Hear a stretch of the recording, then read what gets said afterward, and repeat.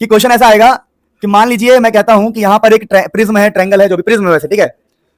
अब कहा जा रहा है, ध्यान दीजिए कि ये एंगल है आपका 45 डिग्री, ये एंगल है आपका 45 डिग्री, और ये तो सबको दिख रहा होगा 90 डिग्री। अब ये कहा जा रहा है कि ये जो लाइट है, लाइट सीधा ऐसे यहां पर टच हुआ, सीधा जब भी टच होता है सीधा ही निकल जाता है, पता आप लोगों को, तो लाइट यहां चला जाएगा।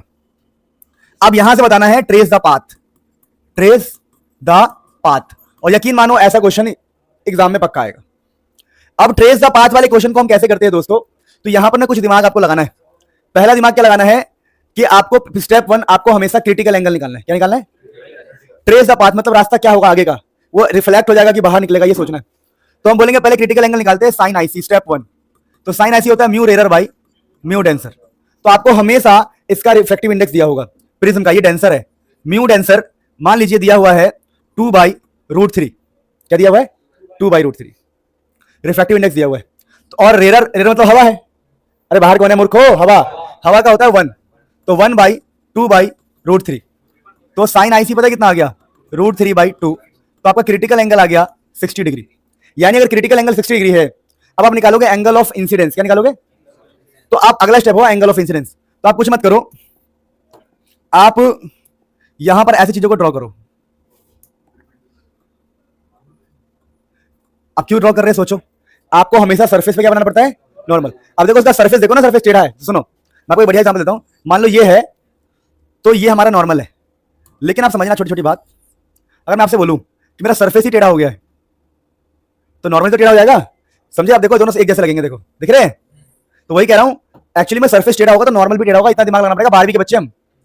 अब नॉर्मल बना के नॉर्मल के बगल में जो एंगल होता है उसको बोलते हैं एंगल ऑफ इंसिडेंस, और ये आपको निकालना पड़ेगा।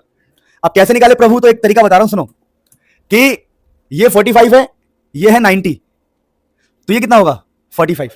अगर ये 45 होगा और टोटल कितना? टोटल 90। अगर आपको याद हो दोस्तों, तो ये टोटल 90 है।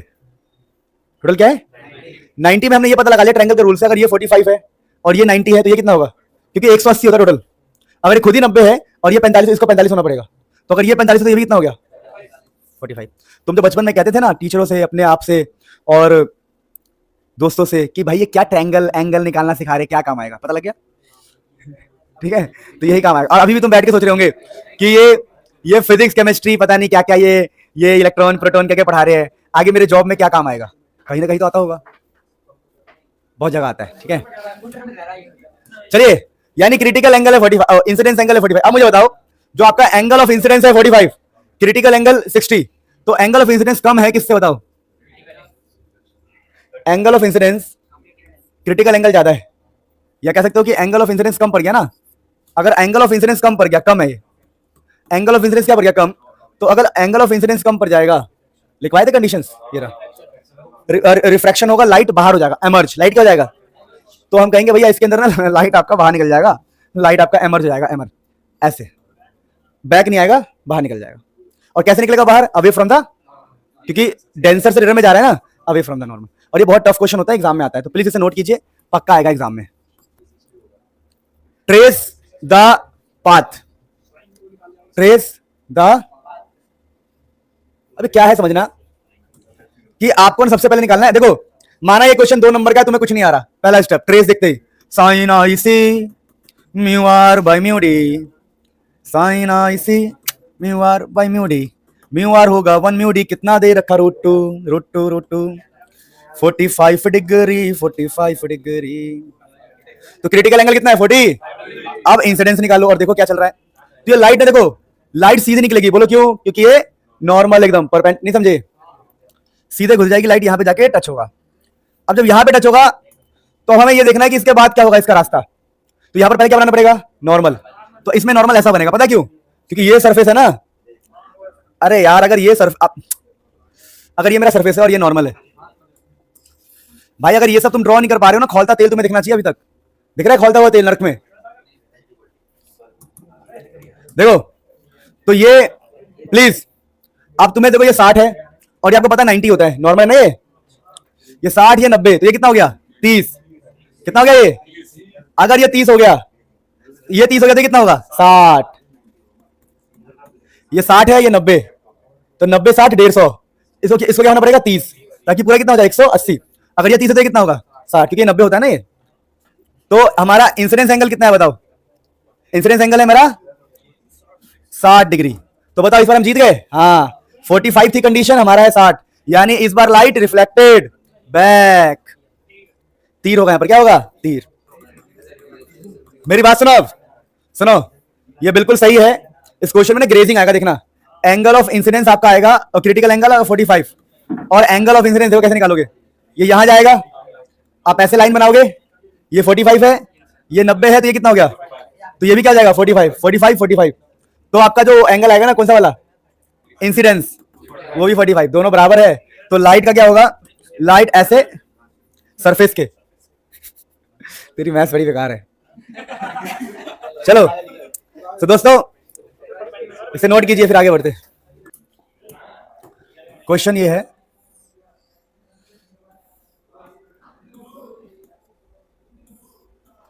ठीक है, इसके लिए ये आपका है वॉयलेट, इंडिगो, ब्लू। इसके लिए रिफ्रैक्टिव इंडेक्स है आपका √2। इसके लिए रिफ्रैक्टिव इंडेक्स बता रहा हूं, इसके लिए रिफ्रैक्टिव इंडेक्स है 2/√3, और इसके लिए रिफ्रैक्टिव इंडेक्स है आपका √2 हो गया 1/√2। ओह नहीं, हाँ नहीं, √2 हो गया अपने पास, 2/√3 हो गया, और ये 2। ये अलग अलग रिफ्रैक्टिव इंडेक्स है। आपको ये बता दूं, ये 45 डिग्री है, ये 45 डिग्री है, ये तो आपको पता ही है, ट्रेस करना पाथ, ट्रेस द पाथ।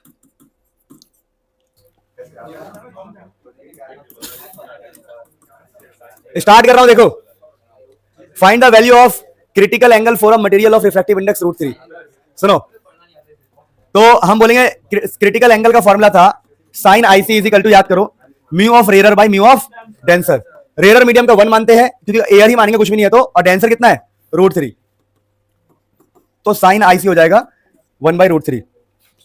तो आईसी कितना हो जाएगा, साइन इनवर्स 1/√3, साइन इनवर्स 1/√3। तो find the value of critical angle for a material of refractive index √3। अगर हमें रिफ्रैक्टिव इंडेक्स पता है तो हम क्या निकाल सकते हैं, देखिए यहां पर ना साइन इनवर्स लगता है, साइन वहां जाके माइनस हो जाता है। तो ये एक अच्छा क्वेश्चन है, नोट कीजिए दोस्तों, फिर हम अगले क्वेश्चन पे बढ़ते फटाफट, प्रैक्टिस इज इंपॉर्टेंट।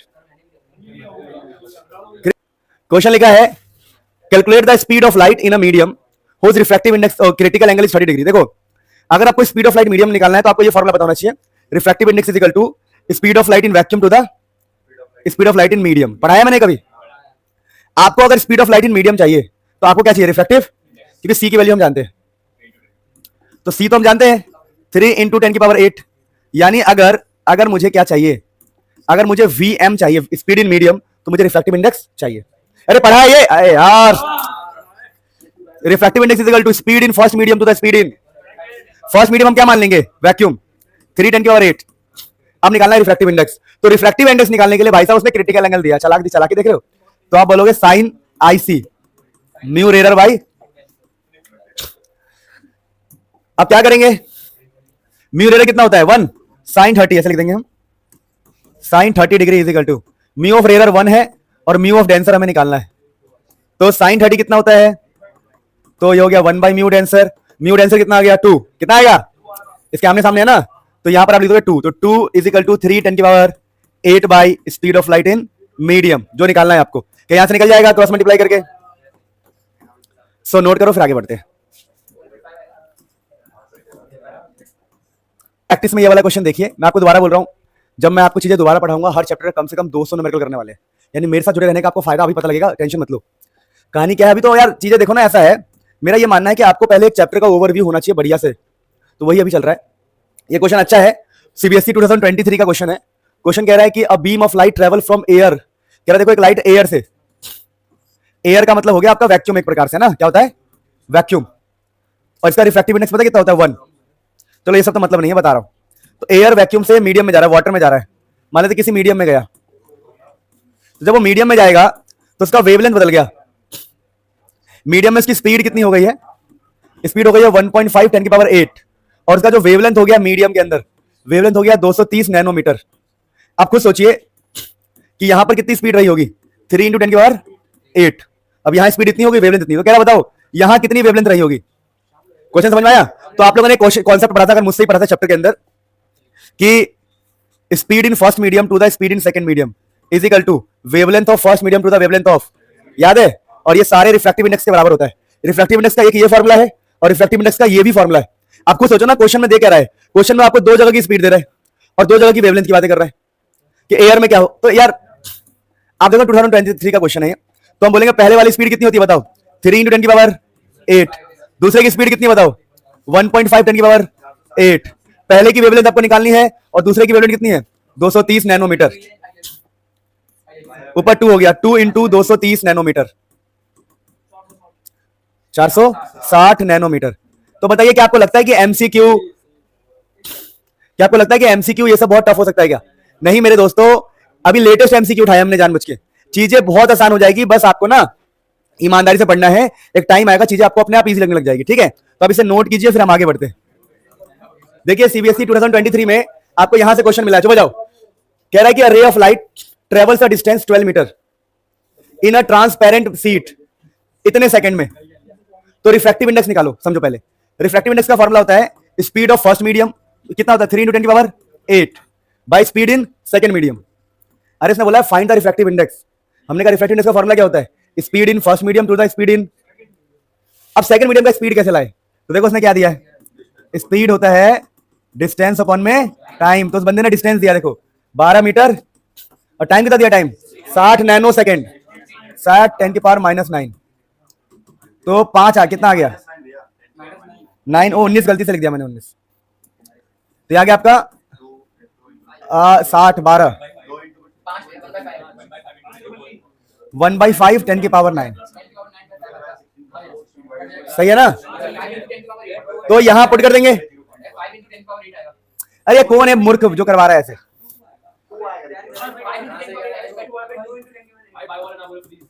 चुप जाओ। 12 पंजे 60, सही तो किया था मैंने, 1/5 10⁻⁹। चुप जाओ। तो यहां पर 1/5 और यहां 10⁻⁹, ये 5 ऊपर जाएगा, तो 15 × 15 इंटू नीचे क्या बचेगा बताओ, नीचे बचेगा 1, तो आंसर आ गया 1.5। तो ये रिफ्रैक्टिव इंडेक्स समझ में आया? क्वेश्चन कैसा लगा आपको ये बताओ? तो ऑप्शन बी हो जाएगा इसका आंसर। तो क्वेश्चन समझ में आया क्या क्या मैंने?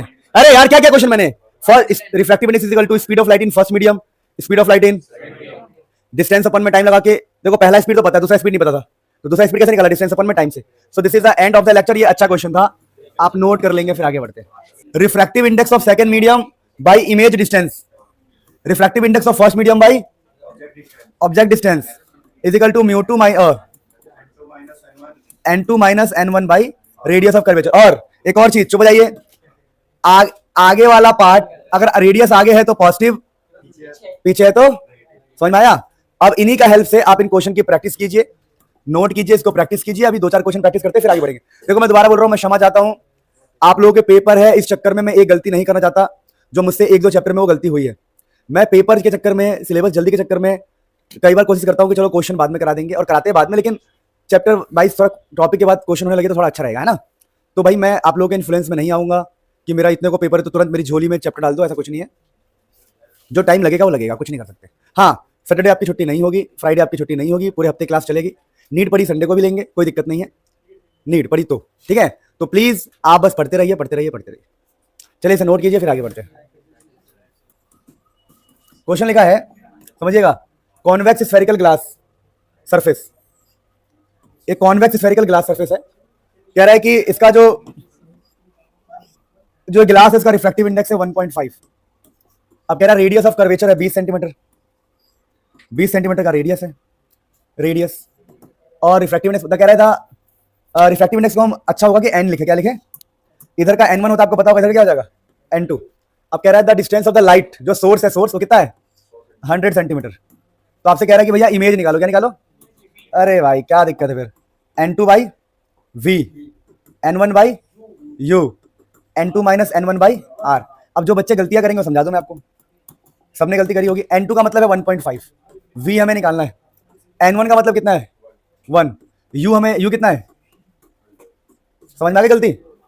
सबको गलती समझ में आ गई? क्या गलती है? जब वो पीछे है प्रभु, इस पॉइंट से पीछे है ना, रेस के ऑपोजिट है, रेस ऐसे निकलेगी, समझे? और आप पीछे देख रहे हो, बंदा तो पीछे खड़ा है ना, तो यहां -100, n2 है 1.5, n1 क्या होगा, एयर, n1 एयर का 1 अपॉन में r कितना है 20।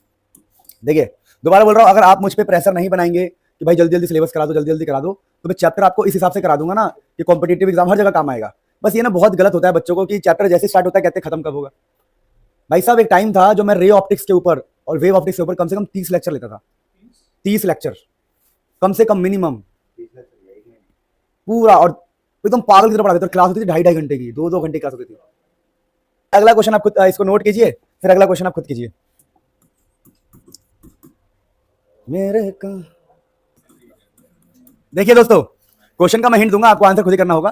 कह रहा है पॉइंट ऑब्जेक्ट इन एयर में रखा हुआ है symmetrically at a distance of 60 centimetre from a concave spherical surface. देखिए ये है आपका कॉनकेव स्फेरिकल सरफेस, पता ना केव गुफा, तो कॉनकेव है। कॉनकेव से कितना दूर पे रखा हुआ है बताइए? ऑब्जेक्ट रखा है 60 सेंटीमीटर पे। अब कहा जा रहा है, आप देखो यहां पर ना सब कुछ कर लेना खुद से ही। इसका रिफ्रैक्टिव इंडेक्स N2 दिया हुआ है 1.5। आपसे इमेज पूछा है, ठीक है, V पूछा, क्या पूछा है? V। हिंट में दे रहा हूं, जो गलती आप करोगे, पहली गलती है कि जब इसका रेडियस ऑफ कर्वेचर आप देखोगे रेडियस, तो रेडियस किस तरफ होगा? पीछे। इसका रेडियस किधर होगा? पीछे। तो R इसका नेगेटिव लेना है और U इसका क्या लेना है? नेगेटिव। तो आपको R भी नेगेटिव लेना है और U भी आपको नेगेटिव लेना है। बस क्वेश्चन कर लेना खुद से। N2/V, V आपको निकालना है माइनस N1/U, जो कि होगा -60। समझ में आ गया? खुद से करना और प्लीज इसे करके दिखाना, मेरा आप पे खूब भरोसा है। 2023 का क्वेश्चन है। देखो यार कितना टफ होता है ना ये सब, कि आप दुनिया जहान के पेपर इकट्ठा कर रहे हो, फिर पेपर इकट्ठा करने के बाद आप क्वेश्चन छांट के लिख रहे हो कि ये क्वेश्चन किस में आया है, कब आया है। आप सोच भी नहीं सकते मैंने कितनी मेहनत की इन सब चीजों के लिए। बहुत टफ काम होता है ये। तुमसे कहूंगा ना कि तुम 4 क्लास अभी पिछले अपने यूनिट टेस्ट का क्वेश्चन निकाल के ला दो, तब भी तुम्हारे लिए टफ हो जाएगा। और मैंने तो कहां से पेपर इकट्ठा किया है।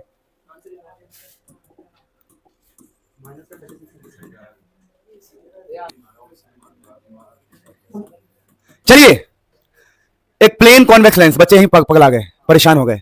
बच्चों को नहीं पता क्यों कह रहा है प्लेन कॉन्वेक्स लेंस।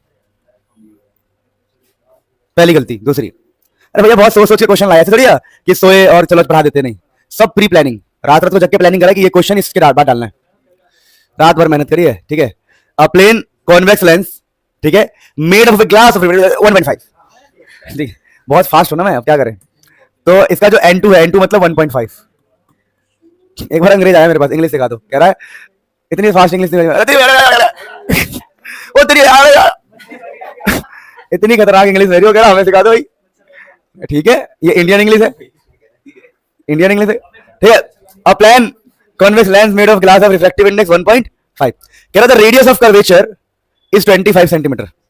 कह रहा है कि रेडियस ऑफ कर्वेचर जो है इसका है, इसका रेडियस ऑफ कर्वेचर कितना बताओ? 25।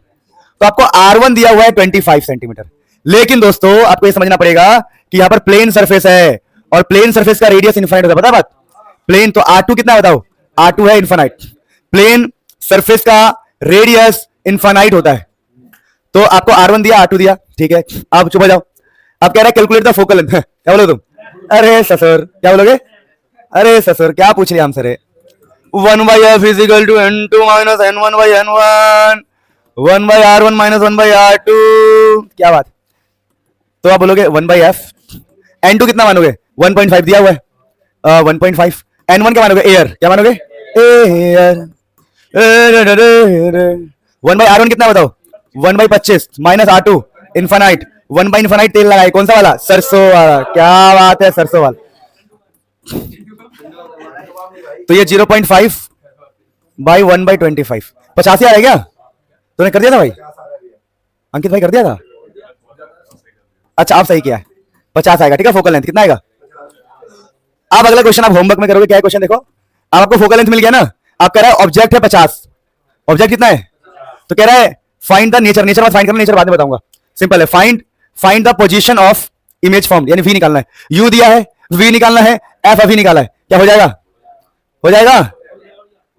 अरे ये रॉक का सिंबल है भाई, तुम्हें क्या लगा क्या हो जाएगा? रॉक का सिंबल है ये, नोट करो। अच्छा क्वेश्चन है, करिए आप लोग खुद करिए प्लीज। कन्वर्जिंग समझते हो? कॉन्वेक्स लेंस मान रहे हैं जिसका फोकल लेंथ है 10 सेंटीमीटर। अब कह रहा है इसका रिफ्रैक्टिव इंडेक्स है, ये जो मटेरियल का रिफ्रैक्टिव इंडेक्स है N2 कितना है? 1.6। एयर के अंदर, किसके अंदर? तो आप बोलो अच्छा ठीक है। वो कह रहा है कि यार हवा के अंदर ना ऐसी सिचुएशन है। आप कह रहा है हमने उसको पानी में डाल दिया, किसमें डाल दिया? इमर्ज्ड इन अ लिक्विड में डाल दिया, जिसका रिफ्रैक्टिव इंडेक्स 1.3 है। देखो पहले जो आपका N1 है वो 1 है, देखो पहले n1 क्या है, लेकिन अब लेंस को ना उसमें लगे पानी में, जब पानी में ले जाएंगे तो लेंस का तो अभी भी n2 कितना रहेगा बताओ 1.6, लेकिन n1 कितना हो जाएगा अब 1.3। वो बोल रहा है ना इसको पानी मिलेगा तो n1 कितना हो गया, अरे n1 होता है सराउंडिंग का, n1 होता है बाहर का, अब बाहर पानी है तो साफ दिख रहा है कि दो फॉर्मूले लगने वाले हैं यहाँ पे। पहले वाले के लिए क्या लगेगा फॉर्मूला बताओ, 1/f is equal to n2 minus n1 by n1, 1 by, यहाँ गलती करते हैं बच्चे, चलो कोई नहीं कर लेना, बताऊंगा 1/r1 माइनस 1/r2। तो ये आपका पहला इक्वेशन है, जो जो वैल्यू पता है पुट कर दो अपने आप, जो जो वैल्यू पता है। क्या मुझे फोकल लेंथ नहीं पता है, क्या पता है, क्यों नहीं पता, कितना फोकल लेंथ बताओ, क्या मुझे n2 नहीं पता है, क्या पता है भाई 1.6 है। क्या मुझे n1 नहीं पता, क्या पता है भाई। क्या मुझे r1 पता है, नहीं पता प्रभु नहीं पता, हमें r1 r2। अच्छा यहां से निकालते हैं अब, चलो वैसे भी हमें बस इक्वेशन बनानी थी, क्वेश्चन में जो बोला है वो देख के बाद में अपने आप सॉल्व होता है। जब भी क्वेश्चन समझना है क्या करना है, इक्वेशन बनाओ, 3 नंबर का है, 2 नंबर तुम्हारी जेब में आ गए। सॉल्विंग के आधे नंबर, क्या बोला मैंने बताओ, सॉल्विंग के आधे नंबर है। आपने इक्वेशन लगाया, फॉर्मूला लगाया, कॉन्सेप्ट लगाया, वो खुश है, वो एग्जामिनर खुश है, वो कह रहा है कि ठीक है बच्चे को कॉन्सेप्ट आता है, बच्चे को फॉर्मूला आता है, बच्चे के पास नॉलेज है, बच्चा सॉल्व नहीं कर पाया कोई बात नहीं, सॉल्व टीचर भी नहीं कर पाते बहुत बार। अरे यार सोचो ना, कैलकुलेशन नहीं कर पाए तो कोई बहुत बड़ी बात थोड़ी है। तो आपको टेंशन लेना कभी भी कैलकुलेशन, मैंने आज तक कैलकुलेशन को लेकर चिंता नहीं करा, और तुम यकीन नहीं मानोगे मैंने पहली से लेकर ऑलमोस्ट हमेशा टॉप मारा, हमेशा हमेशा। मैं नहीं चिंता करता कैलकुलेशन है ठीक है तेल लगाए है तो है, मैं लॉजिकली काम करता हूं कि 3 घंटे के पेपर में वो मुझे कैलकुलेशन दे ही नहीं सकते, कैसे दे देंगे, वो पागल है क्या दिमाग से वो लोग, वो कैलकुलेशन आपको दे ही नहीं सकते। उनको पता है 3 घंटे का पेपर, इसमें बच्चा पहले से स्ट्रेस है, उसे पहले से ही टेंशन है इतना सारा, एग्जाम प्रेशर, लाइफ का टेंशन, ये वो, तो इजी इजी कैलकुलेशन ऐसे बनाएंगे, ऊपर 10 नीचे 2 आंसर 5। तुम तो कहोगे सर ये तो सीबीएसई 2023 का है तो आसान है ना, ये कैलकुलेशन टफ है क्या, अभी देखना कितना इजी है। चलो अभी बता रहा हूं, देखो उन्होंने जानबूझ के फोकल लेंथ 10 दिया, पता है कि देखो यहाँ 1.6 में से एक गए तो कितना आएगा 0.6, और नीचे क्या है बताओ, वो जानबूझ के ऐसा दे रहे, पता है क्यों, जब आप पॉइंट लगाओगे नीचे क्या आ जाएगा, ले 10 से 10 गया, नहीं समझे मेरी बात, तो अब ये 6 इधर आ जाएगा, 6 नीचे 1/6 is equal to 1/r1 minus 1/r2। तो आपका पहला इक्वेशन हो गया। अब दूसरा इक्वेशन किसका बनेगा, लिक्विड का, किसका बनेगा, तो आप बोलोगे 1 बाई फोकल लेंथ जो हमें निकालना है लिक्विड वाला is equal to n2 minus n1, n2 कितना है 1.6, इस बार n1 क्या है लिक्विड, n1 कितना है 1.3, तू है ये तेरा संसार, सुनो 1.6 1.3 नीचे कितना आ जाएगा 1.3, यहां क्या आ जाएगा 1/r1 माइनस 1 बाई, जो आपको पता नहीं है, किसने बोला नहीं पता है, नहीं पता है,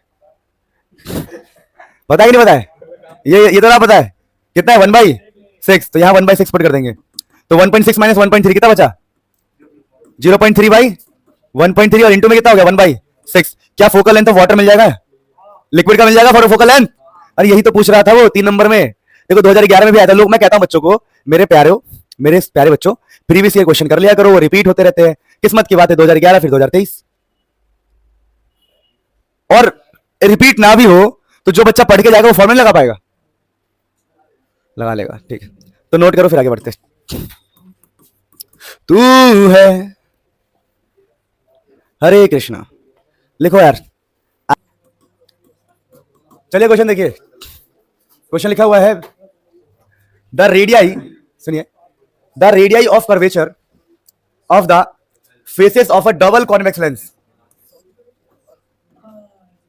double convex lens are 10 centimetre and, कह रहा है R1 है आपका 10 और R2 कितना है बताओ आप, ठीक है अब कह रहा है इफ फोकल लेंथ 12 सेंटीमीटर तो what is the refractive index, तुम बोलो है, अरे यार ये कोई क्वेश्चन है, सब देके कह रहा है, सब देके कह रहा है कि निकाल दो, सब देके कह रहा है निकाल देंगे, इसमें क्या है, आंसर निकालने की बात चल रही है, मैं भी आंसर ही कह रहा था, गुड, टू है n2 है, बगल में n1 है, माइनस में क्या बात, क्या बात, R1 माइनस R2 में है गलती करे, देखिए चुप हो जाओ, फोकल लेंथ कितना है 12, आप देखो यहां गलती करोगे प्लीज, देखो n2 पता है क्या, यही तो निकालना है, n1 कितना है 1, R1 कितना बताओ 10, R2 कितना बताओ, पूरी दुनिया ही गलती करती है, पता क्यों, क्योंकि पूरी दुनिया हमसे नहीं पढ़ती ना, इसीलिए बताऊं कैसे, R1 आगे की तरफ है, R2 पीछे, R2 पीछे, नहीं समझे? अभी समझ जाओगे। देखो एक लेंस होता है ना, जब एक लेंस होता है तो लेंस का पहला सरफेस का सर्कल इस तरफ बनेगा, तो उसका जो रेडियस होगा इस तरफ होगा। लेकिन जो दूसरा सरफेस होगा, दूसरा दिख रहा है आपको, दूसरा जो सरफेस होगा वो इस तरफ बनेगा, तो उसका रेडियस किस तरफ होगा? इस तरफ। तो दूसरे वाले सरफेस का रेडियस क्या होगा? माइनस होगा। क्या होगा? इसीलिए बच्चे गलती करते हैं। समझ में आया? भैया आपको एक टीचर की नीड पड़ेगी, खुद खाना बना के खाना बहुत टफ होता है। n2 - 1 तो 1/10 प्लस 1/15। आप सॉल्व करना, यहां से आपको n2 की सही वैल्यू मिलेगी। समझे? 1.5 सही answer. So please note it down, फिर हम आगे बढ़ते हैं। क्वेश्चन देखिए, अच्छा क्वेश्चन है, ये मेरा फेवरेट है। इसे बोलते हैं वर्ड प्रॉब्लम। कह रहा है कि बायो कॉन्वेक्स लेंस है। अब ये बायो देखते हैं ना, इसकी वो हो गई थी कि बायो बायो बायो में कौन सा कॉन्वेक्स लेंस? बेवकूफो, बाय मतलब बाय। कह रहा है उसका फोकल लेंथ है 2/3। कह रहा है जो फोकल लेंथ है वो है 2/3 रेडियस ऑफ आइदर, मतलब दोनों ही रेडियस क्या है? R। दोनों रेडियस क्या है? R, और F है 2/3 R है। अब कह रहा है रिफ्रैक्टिव इंडेक्स निकालो। तुम बोलोगे अच्छा बेटे 1/F क्या होता है? n2 - n1/n1 1/R1, 1 जो कि R होगा। R2 भी क्या होगा? लेकिन R2 में माइनस का साइन होगा तो ये प्लस हो जाएगा। ना ना ना ना ना ना ना ना ना, नहीं समझ मेरी बात? और F की जगह क्या बोला इसने? 2/3 R। क्या बोला है? और n2 की जगह पर 1.5 बोला है। नहीं निकालना है, तो ये तो निकालना है। n1 1 है ना, वो हो गया कितना हो गया? 2/R, 1/R 1/R 2/R, सही है ना? ये 3 ऊपर जाएगा, 3/2R इज इक्वल टू, देखो मैं सही है ना, ये 1/R 1/R 2/R। तो कितना इजी कर दिया हम लोगों ने, 2 से 2 सही। R से R है कट गया, देखो ना यहाँ, क्या बात। ये इधर आएगा 3/4 n2 - 1, तो 3/4 + 1 इज इक्वल टू n2। तो n2 कितना हो गया? 4 3 7/4 एस भर है। आपका आंसर सही था बेटा, वेरी गुड। 7/4 n2 है, वेरी गुड बेटा। सो ये अच्छा क्वेश्चन था, this can be a good question. बोलो मजा आ रहा है कि नहीं आ रहा? आना चाहिए। नोट कीजिए फिर आगे बढ़ते हैं। आसान क्वेश्चन लग रहा है? चुप हो जाओ। ये क्वेश्चन है कॉम्बिनेशन ऑफ लेंस पे जो हम पढ़ रहे हैं। यहां पे अगर कभी ये क्वेश्चन पक्का आने के चांस होते हैं, अच्छे क्वेश्चन है फ्रॉम द एनसीईआरटी। ऐसे क्वेश्चन का एक ट्रिक है, बहुत सिंपल ट्रिक ये है, इसका बता रहा हूं। पहले का इमेज अगले के लिए ऑब्जेक्ट, या मुझे पहले नहीं पिछला लिखना है, पिछले का इमेज अगले के लिए ऑब्जेक्ट। बस जिसको ये आता है ना, वो ऐसे क्वेश्चन को धुआं करेगा, बोलेगा ये कोई क्वेश्चन था, पर ये क्वेश्चन आता है। आप देखना, आप में से किसी न किसी के पेपर में फंस जाएगा, या प्रीवियस ईयर क्वेश्चन खोल के देख लो, आया हुआ है बहुत बार, मतलब बहुत बार आता है ये क्वेश्चन। ध्यान देंगे प्लीज आप लोग। तो इसको कहला है कि find the position of image formed by the lens combination. ये लेंस कॉम्बिनेशन है, पास रखे हुए है, इस कॉम्बिनेशन से फाइनल इमेज कहां बनेगा। तो सबसे पहले आप लेंस 1 को उठा लो, जिसका फोकल लेंथ है 10। क्या है?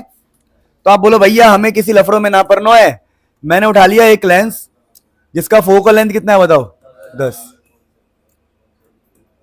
और उससे 30 सेंटीमीटर की दूरी पे, 30 सेंटीमीटर की दूरी पर एक रखा हुआ है ऑब्जेक्ट। कितने पर रखा हुआ है बताओ? 30 सेंटीमीटर। और हमें बताना है कि इन सबको मिला जुला के इमेज कहां बनेगा फाइनली। तो हम क्या दिमाग लगाएंगे? हम लगाएंगे इस वाले का, पहले वाले का जो क्या होगा इमेज, वो दूसरे का ऑब्जेक्ट होगा, फिर इसका इमेज इसका ऑब्जेक्ट होगा, और फिर इसका इमेज निकाल लेंगे हम। तो अभी करते क्या करके, चलो लेंस 1 की बात करते हैं। तो हमने लेंस 1 लिया, हमने भैया लेंस 1 तुम्हारा इमेज निकालते पहले लेंस 1 का। हमने कह दी भैया 1/v - 1/u 1/f हो गए है। हमने कह दी 1/v - 1/u क्या होता है? 1/f। हमें v निकालना है और 1/u, u की वैल्यू कितनी लेनी है बताओ? u की वैल्यू 30 माइनस का, गुड, आ जाएगा 1/f। माइनस क्यों लेंगे? क्योंकि ऑब्जेक्ट आपका पीछे। तो यहां से मेरे दोस्तों आपको क्या दिखाई देगा, ध्यान देना, यहां पे आपको दिखाई देगा कि 1/v plus 1/30 is equal to 1/f। समझे? तो यहां से आप फटाफट v निकालोगे तो 1/v plus 1/30 is equal to 1/10। Focal length 10 था ना इसका, तो आप निकालेंगे तो 1/v is equal to 1/10 minus 1/30 यानी कि 30 माइनस 10/300 यानी कि 20/300, 1/15। तो v की वैल्यू 15 सेंटीमीटर आ गई।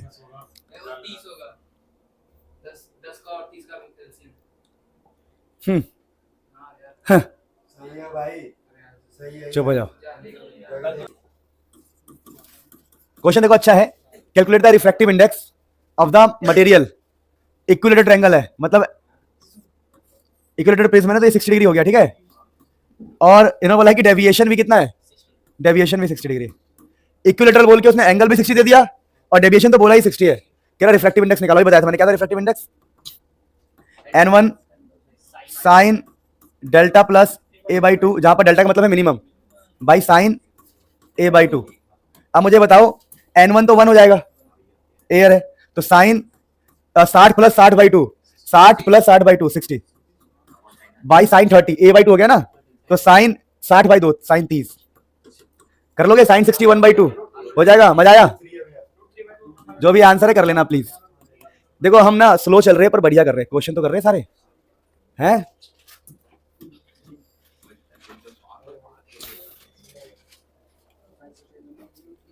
करो ये क्वेश्चन अच्छा है, नोट करके स्टार्ट करो क्वेश्चन। कह रहा है स्पीड ऑफ लाइट निकालो, तो speed of light in medium निकालना, कैसे निकालते हैं? क्वेश्चन देखिए लिखा है, टारगेट क्या कह रहा है, स्पीड ऑफ लाइट निकालो प्रिज्म में, तो भैया स्पीड ऑफ लाइट मीडियम में निकालने को कह रहा है। तो आपको ये पता होना चाहिए refractive index is equal to speed of light in vacuum by speed of light in medium. अगर आपको सी की वैल्यू पता ही होती है और आपको ये निकालना है, अब ये निकालने के लिए पता होना चाहिए, तो ये पता निकालने का तरीका आपको पता ही है, n2 रिफ्रैक्टिव इंडेक्स याद है आपको, n1 sine minimum deviation plus a/2 sine a/2। अब इन्होंने एंगल ऑफ प्रिज्म कितना दिया है, रे ऑफ इक्विलेटरल है ना, इक्विलेटरल, इक्विलेटरल का मतलब है 60, a की वैल्यू 60 है और डेविएशन की वैल्यू कितनी है 30, तो हो जाएगा 90/2 45, कितना हो जाएगा 45। तो ये साइन 45 हो गया, साइन 45 होता है 1/√2 और ये कितना है साइन 30, साइन 30 होता है 1/2 और n1 की वैल्यू कितनी हो जाएगी 1। तो यहां से हमें क्या मिल जाएगा बताओ, क्या मिल जाएगा 1/√2 इंटू में 2/1, तो आंसर कितना आ गया √2। तो √2 आ गया रिफ्रैक्टिव इंडेक्स है ना भाई, आप सॉल्व करना तो सीख लोगे। अरे भाई अब इसको √2 को यहां पुट कर देना, आंसर आ गया आपका। तो Vm कितना आ जाएगा पता है आपको, 3 × 10⁸ बाई, यार मैं हाथ जोड़ के माफी मांगता हूं अगर किसी को कैलकुलेशन नहीं आ रहा है, लेकिन आप खुद सोचो ना ये कैसे संभव है कि हर स्टेप को हम बताएं कैसे हो रहा है। आपको मैं कॉन्सेप्ट सिखा सकता हूं, कैलकुलेशन के लिए आपको थोड़ा सा स्ट्रगल तो करना पड़ेगा। आ गया भाई, बायो वाले भाई हीरो, मैं दोबारा कर दूं, दोबारा बता दूं। अब रोहित कह रहे हैं कर देते भाई, अरे कोई बात, देखो सुनो, n1 sine delta minimum plus a/2 sine a/2, n1 की वैल्यू 1 हो जाएगी, साइन की जगह साइन, मिनिमम है 30 plus a 60, 30 plus 60 90/2 45 degree, sine a/2, a मतलब एंगल ऑफ प्रिज्म 60 है ना, साइन 60/2 30, साइन 45 का मतलब हो गया और साइन 30 का मतलब 1/√2, और जब ये नीचे वाले ऊपर जाएंगे पलट जाएंगे 2/1। ये √2 है, इसमें 2 देखो 2 का मतलब होता है √2 इंटू √2, तो ऊपर बचेगा √2, क्योंकि 2 को हम ऐसे लिख सकते हैं √2 इंटू √2, तो मैंने इसको रूट 2 बार लिखा ना, तो एक बार नीचे से कट गया तो बचा √2। अब तो √2 इज इक्वल टू 3 इंटू 10 की पावर 8 बाई वी एम। तो वी एम हो गया 3 10 की पावर 8 बाई √2। डन, नोट कीजिए।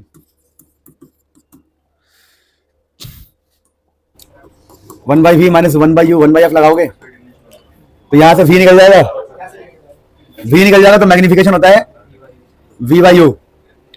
मैग्निफिकेशन क्या होता है? तो मैग्निफिकेशन निकाल लोगे। मैग्निफिकेशन आपका नेगेटिव आ रहा है पॉजिटिव आ रहा है? नेगेटिव आएगा। मैग्निफिकेशन नेगेटिव आने का क्या मतलब आपको बताइए?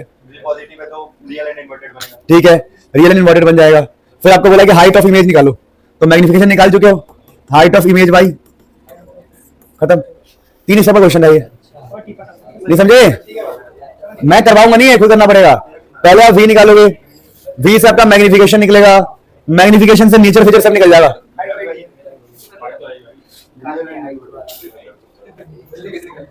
Done everyone?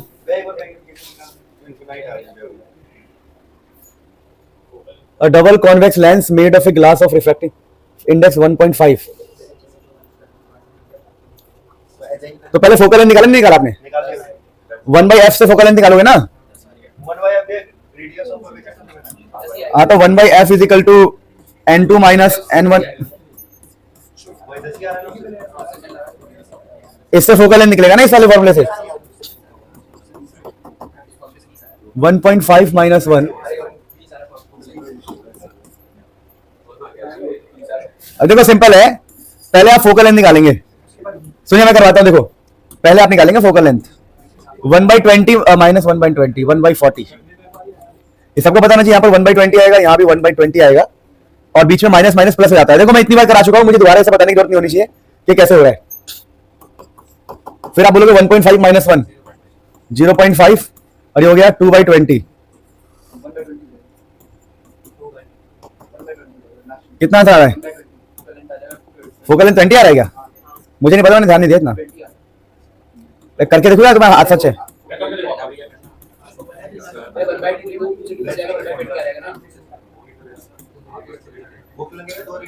सही कह रहा है, फोकल लेंथ 20 आ गया। अब वी निकाल लो, फोकल लेंथ के बाद वी निकालेंगे। वी कितना है? 1 बाई, निकालना है 1 बाई यू। क्या लिखा उसने? A double convex image glass its width an objective has substituted height is placed at a distance of 10 from the this lens। तो v है हमारा माइनस, u है हमारा 10, प्लस हो जाएगा, प्लस है ना। तो 1/20 minus 1/10 is equal to 1/v। v हमारा नेगेटिव आएगा, पता है? v 20 आ रहा है क्या? तो v आ गया माइनस का 20। v अगर माइनस 20 है, v माइनस 20 आ गया। अब निकाल लो मैग्निफिकेशन। मैग्निफिकेशन होता है v बाई यू। तो आपका जो v है वो -20 और u कितना है? -10। तो कितना आ गया? 2। तो मैग्निफिकेशन 2 आई है पॉजिटिव। जब मैग्निफिकेशन पॉजिटिव हो और v नेगेटिव हो तो होता है वर्चुअल एंड इरेक्ट। लिखवा चुका हूं मैं, v नेगेटिव है, मैग्निफिकेशन क्या है? पॉजिटिव। तो ये हमारा मैग्निफिकेशन भी आ गया। मैग्निफिकेशन होता है v बाई यू। क्या होता है? फिर आप हाइट ऑफ ऑब्जेक्ट निकालोगे। Magnification is equal to height of image by height of object. तो हाइट ऑफ इमेज इंटू में हाइट ऑफ ऑब्जेक्ट कितना है? 5। डन। लो भैया, अच्छा क्वेश्चन था। कहते हैं बुद्धि लगाओ, बुद्धि दौड़ाओ, आंसर लाओ। Everyone is all clear? एक बार लिख देंगे all clear. Vanshika, Avani, Payal, Deepa. Yes yes yes. अब मैं आपको कुछ फेमस क्वेश्चंस की बातें करने जा रहा हूं, जो फेमस क्वेश्चन बार बार आते। एक फॉर्मूला, अगर एक लेंस है, ध्यान दीजिएगा, ये कोई लेंस है, इसका रिफ्रैक्टिव इंडेक्स है म्यू। मान लो इसका रिफ्रैक्टिव इंडेक्स है μ2 और बाहर का है μ1। तो एक फॉर्मूला होता है फोकल लेंथ का, 1 बाई फोकल लेंथ, या इसी को हम पावर भी कहते हैं। वो होता है μ2 minus μ1 1 by R1 minus 1 by R2। ये सब मैंने बहुत डिटेल में अपने लेक्चर्स में कराया है, ठीक है, ध्यान दीजिए। तो भाई ये ना फोकल लेंथ का फॉर्मूला होता है, इस लेंस के फोकल लेंथ का ये फॉर्मूला होता है। अब इसके ऊपर क्या क्या क्वेश्चन आता है जो बहुत फेमस है। क्वेश्चन ये आता है, बहुत ही सिंपल क्वेश्चन आता है, जैसे पहला क्वेश्चन आपका ये आएगा, देखो फिलहाल वो बोलेंगे ये एयर है, तो ये है फोकल लेंथ का फॉर्मूला। अब बोलेंगे अगर बाहर हमने एयर की जगह लिक्विड कर दिया, लिक्विड, तो फोकल लेंथ का फॉर्मूला क्या होगा? बहुत सिंपल है। अभी म्यू2 है इस लेंस का रिफ्रैक्टिव इंडेक्स और म्यू1 है एयर का। जब हम बाहर लिक्विड रख देंगे तो हमारे फोकल लेंथ का फॉर्मूला ये हो जाएगा कि भाई रिफ्रैक्टिव इंडेक्स ऑफ लेंस रहेगा, लेकिन जो म्यू1 है वो किसका हो जाएगा? ये तो लेंस का है, ध्यान दो। म्यू2 ही रहेगा, अभी भी म्यू1 रहेगा, ये भी म्यू1 रहेगा, लेकिन फर्क कितना क्या हो जाएगा? फर्क ये हो जाएगा कि जो पहले म्यू1 था वो एयर का था, अब म्यू1 किसका हो जाएगा? लिक्विड का। तो ऐसे क्वेश्चन आएंगे, इसके लिए तैयार रहना। वो बोलेंगे हमने लेंस को लिक्विड में डाल दिया है, अब फोकल लेंथ क्या होगा? तो भैया म्यू1 की जगह बस लिक्विड को रखना है। इसके अलावा कुछ फेमस क्वेश्चंस ऐसे आते हैं, ऐसे कि अगर ये लेंस है हमारा और इस लेंस को हमने ऐसे काट दिया, बीचों बीच से हमने काट दिया और बीचों बीच में से काट के इसको ऐसा बना दिया, अब फोकल लेंथ पे क्या प्रभाव पड़ेगा? तो आप जानते हैं जो फोकल लेंथ का फॉर्मूला होता है 1/f म्यू2 माइनस म्यू1 बाई म्यू1 1/r1 माइनस 1/r2। अब मित्रों क्या फर्क पड़ेगा समझना। देखो जो पहला सरफेस है उसका रेडियस ऑफ कर्वेचर तो r1 है, पर दूसरा सरफेस एक प्लेन बन गया और प्लेन का रेडियस ऑफ कर्वेचर इन्फानाइट मानते। क्या मानते? इन्फानाइट। तो ध्यान रखना ये प्लेन जो सरफेस है R2 आपका यहां पर इन्फानाइट हो जाएगा। तो इस क्वेश्चन को समझना कोई बहुत बड़ी बात नहीं थी, ऐसे क्वेश्चंस भी आपको एग्जाम में देखने को मिल सकता है। अगला क्वेश्चन ऐसा देखने को मिल सकता है कि हमारे पास एक लेंस है और हमने उस लेंस की जो कटाई करी है, कटाई ऐसे करी है। अगर हम लेंस को ऐसे काटेंगे तो आपको बता दूं इसके फोकल लेंथ पे फर्क नहीं पड़ता है। क्यों? क्योंकि जो हमारा फोकल लेंथ का फॉर्मूला है वो म्यू2 पे डिपेंड करता है, वो तो सेम ही है। म्यू1 पे डिपेंड करता है, वो भी एयर भी सेम ही है। फिर म्यू1 पे डिपेंड करता है, वो भी सेम है, 1/r1 माइनस 1/r2। और ऐसे कट करने से कर्वेचर तो अभी भी रहेगा। देखो ऐसे कट करने से अगर बीच से काट दोगे तो कर्वेचर चेंज नहीं होने वाला, कर्व तो अभी भी है, काटा ही तो है खाली कर्व। तो यहां पर ऐसे कट करने से, अगर आपने ऐसे कट किया है लेंस को, तो फोकल लेंथ पर कोई फर्क नहीं पड़ता, फोकल लेंथ सेम रहता है। लेकिन ऐसे कट करने से, बीचों बीच से कट करने से रेडियस एक प्लेन बन जाएगा, प्लेन, और प्लेन का रेडियस इनफाइनाइट होगा, तो फोकल लेंथ की वैल्यू चेंज होगी। तो ये जो क्वेश्चन है बड़े फेमस है, आप इसे नोट कीजिए, फिर और भी फेमस क्वेश्चन मैं आपको बताऊंगा। देखिए दोस्तों, कई बार ऐसा क्वेश्चन आपको देखने को मिलेगा कि कहीं पर ना एक टैंक है, उस टैंक में लिक्विड भरा हुआ है, लिक्विड भरा हुआ है, हमने नीचे एक बल्ब रखा हुआ है, बल्ब, और इस बल्ब से लाइट निकल रही होगी, लाइट ऐसे निकल रही होगी, ऐसे। और हम कह रहे हैं कि ऊपर हमने कुछ ऐसी चीज रखी है, एक डिस्क, और हम ये मान रहे हैं कि अब लाइट ऊपर नहीं जाएगी, ये बल्ब ढक जाएगा, लाइट ऊपर नहीं जाएगी। इसका मतलब क्या है?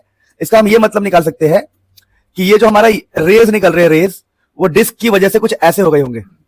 हमारे जो रेज है ना, रेज, वो रेज बाहर नहीं निकल रहे। सोचो बल्ब पूरी तरह कभी ढक जाएगा जब रेज बाहर निकल के आंखों में ना जाए। तो ऐसा क्वेश्चन में वो कहते हैं कि ऊपर जो डिस्क बन रहा है या ऊपर जो सर्कमफ्रेंस है, इसकी रेडियस क्या है। जब भी आपको ऐसा क्वेश्चन आए ना कि एक टैंक है या एक कुछ भी है और उसके नीचे एक बल्ब रखा हुआ है, तो रेडियस निकालो। क्या निकालो? रेडियस निकालो, या फिर इसका एरिया निकालो, एरिया कि जो डिस्क है या जो सर्कमफ्रेंस बनेगी। कभी भी ऐसा क्वेश्चन आए तो इसके रेडियस का फॉर्मूला मैं आपको याद करवा देता हूं। रेडियस ये होता है height by mu square minus 1। जहां पर बाहर का मीडियम एयर होगा, डेफिनेटली एयर ही होना चाहिए, और म्यू होगा इस लिक्विड का रिफ्रैक्टिव इंडेक्स। ठीक है, ये मैंने डेरिवेशन, इस रेडियट की डेरिवेशन मैंने अपने लेक्चर्स में कराई है। और यहां पर हाइट का मतलब है टंकी की हाइट। ठीक है, अब मित्रों एक सेकेंड,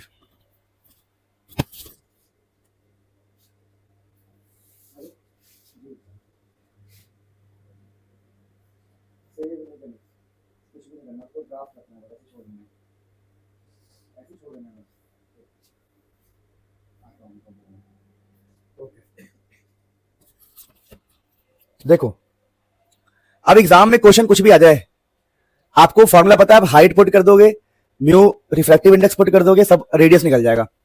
पहला क्वेश्चन रेडियस पूछ सकता है और दूसरा आपसे पूछ लेगा एरिया। एरिया अगर आपसे पूछेगा एरिया ऑफ डिस्क, जो डिस्क है ऊपर, तो एरिया इसका होता है पाई आर स्क्वायर, तो इस रेडियस का स्क्वायर हो जाएगा बस। तो ये आप प्लीज ध्यान रखना, बहुत ही सुंदर क्वेश्चन इसके ऊपर बन सकता है और ये काफी पॉपुलर और फेमस होता है, तो इसको नोट कीजिए, फिर हम आगे बढ़ते हैं ना अच्छे से। कई बार ऐसे क्वेश्चन देखने को मिलेंगे आपको जिसमें आपसे बोलेंगे एक माइक्रोस्कोप है, बोलेंगे एक सिंपल माइक्रोस्कोप है। सिंपल माइक्रोस्कोप का मतलब होता है मैग्नीफाइंग ग्लास। पिछला वाला क्वेश्चन करना आ गया आप लोगों को? कोई दिक्कत नहीं है, चलो अब देखो दोस्तों, सबको पिछला वाला क्वेश्चन आ गया होगा। अब ये क्वेश्चन कहेंगे कि एक सिंपल माइक्रोस्कोप है, उससे हम दूर किसी को देख रहे हैं, किस चीज को दूर देख रहे हैं, तो उसका हाइट होगा h, हाइट ऑफ ऑब्जेक्ट, और यहां तक की कुछ ना कुछ डिस्टेंस होगी। मान लो डिस्टेंस है d1, तो यार हाइट है h, डिस्टेंस है d, और ये एंगल है मान लो अल्फा। तो पीछे आंख लगाए, आंख होता है, क्या होता है? तो ये एंगल भी अल्फा ही होता है, ये एंगल भी क्या होता है? तो हाइट ऑफ इमेज आपसे पूछ सकते हैं, क्या पूछ सकते हैं? और ये डिस्टेंस है मान लो d2। अब इस डिस्टेंस कुछ भी हो सकता है, आपसे जो बोले, फोकल लेंथ बोले, आप फोकल लेंथ ले लेना, वो जो बोले क्वेश्चन में। तो ऐसे क्वेश्चंस के लिए आपको सिंपल माइक्रोस्कोप लिखा है, सिंपल माइक्रोस्कोप पूछे और बोले कि भैया कुछ हम दूर से चीजों को देख रहे हैं, अभी क्वेश्चन ढूंढ के करवा दूंगा, टेंशन मत लो। तो इसमें क्या बोलते हैं, देखो ये अल्फा है, ये भी अल्फा है, तो tan अल्फा क्या होगा? Perpendicular by base, HO by D1 should be equal to HI by D2। इस तरीके से भी क्वेश्चन को किया जाता है। देखो स्टार्ट करते, सुनो, यहां लिखा हुआ है आपको टेलीस्कोप का निर्माण करना है। टेलीस्कोप में ऑब्जेक्टिव को हम काफी रखते हैं, क्या क्या रखते हैं बताओ? बड़ा। ऑब्जेक्टिव का फोकल लेंथ बड़ा होता है और आईपीस का फोकल लेंथ क्या होता है? कम। अगर ये पावर दिए हुए हैं तो इनका फोकल लेंथ होगा 1/3, 1/6, और फोकल लेंथ इसका कितना होगा? Focal length 1/10, 1/10। तो हम ऐसा कॉम्बिनेशन चाहेंगे जहां पर हमें एक तो फोकल लेंथ सबसे ज्यादा हो, है ना, और एक का फोकल लेंथ कम हो, ऐसी कॉम्बिनेशन हम चाहेंगे। सबसे कम फोकल लेंथ आपको ये दिख रहा होगा 0.1, सबसे कम, यानी लेंस 3 का मैं आई पीस बना सकता हूं। लेंस 3 का क्या बना दूंगा मैं? आई पीस। अब ये फोकल लेंथ थोड़ा ज्यादा है, दिख रहा है आपको? ये फोकल लेंथ क्या है? ज्यादा, 1/3 मतलब 0.6। तो मैं L1 को ले सकता हूं ऑब्जेक्टिव के लिए और L3 को ले सकता हूं आई पीस के लिए। तो मेरा सिलेक्शन रहेगा L1 एंड L3, या फिर L2, या समझे मेरी बात को? बात समझे? तो कॉम्बिनेशन क्या क्या बन सकता है? आप L1 ले लो L3 के साथ, एक बन जाएगा ऑब्जेक्टिव, एक बन जाएगा आई पीस। या फिर आप क्या ले लो बताओ? L1 नहीं, L2 और L3 को ले लो, ये आपका बन जाएगा ऑब्जेक्टिव और ये बन जाएगा आपका आई पीस। लेकिन बेस्ट तो यही है, L1 L3 बेस्ट होने वाला है, ये बात आप ध्यान रखना। तो ये बहुत ही शानदार क्वेश्चन है, इसे नोट कीजिए बेटा, ये आपको अच्छे अच्छे क्वेश्चन देखने को मौका। तो क्लियरली एक बात तो क्लियर है, लेंस, पावर, अपर्चर, इसका फोकल लेंथ निकालेंगे तो ये आएगा 1/6। अब आई पीस के लिए फोकल लेंथ सबसे कम चाहिए, जो कि ये 0.1 होने वाला है। तो L3 को तो हम चुनेंगे ही चुनेंगे आई पीस के लिए, लेकिन आई पीस बोल रहा हूं, ऑब्जेक्टिव के लिए, आई एम सॉरी, ये हमारा ऑब्जेक्टिव होता है, जो पहले लिखा होता है ऑब्जेक्टिव।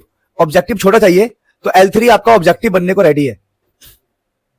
अब आई पीस आपको बड़ा चाहिए, क्या चाहिए? बड़ा। तो यहां पर 1/3 का कॉम्बिनेशन ही आपको बड़ा मिलेगा। क्या मिलेगा? 1/3 का कॉम्बिनेशन क्या मिलेगा आपको?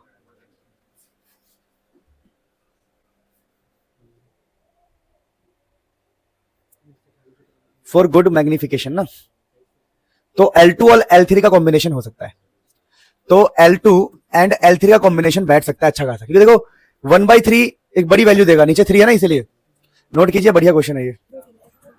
हाउ डज, क्वेश्चन देखिए, question number first, how does the angle of minimum deviation of a glass prism vary, यानी बदलना, if the incident violet light is replaced by the red light.